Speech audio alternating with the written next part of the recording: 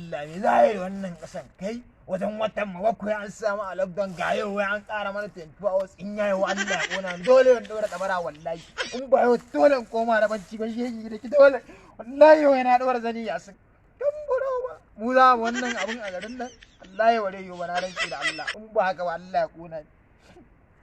da wuce yake niki kai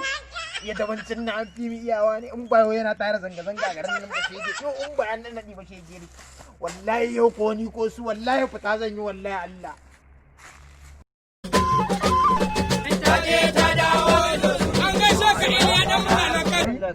wallahi sai na je na bas kwantenan nan ne kawai na abincin nan kowa ya ɗiba na shi da me za mu ji da lokacin da ake ciki an ƙara mana wani a ciki ka san me faɗa kuwa kai ya malam kai ka cika wa asiri ne maɗana da kai wannan abin da ka dauka kana tunanin su ne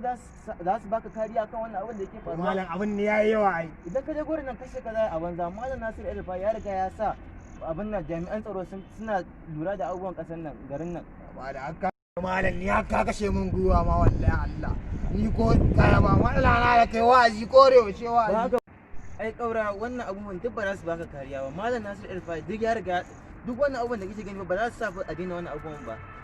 shikenan malam wallahi ya koma gida to shikenan malam wallahi yana aje kari ni gaba ɗaya ma na daina wallahi Allah kamata ya kaje gida ka zauna ka dan dinga istighfari wallahi abin da yayi malam wallahi bai mun riga mun gode wa Allah da ya bamu wannan kamar irin kuma haka ne wallahi malam nagode da aka sa lockdown nan shine daidai in ba ka bayan za a zo ana kashe mana yara ana kashe su da ko kai kana da iyali nagode Allah goma gida ga wannan nagode wannan ba mu yara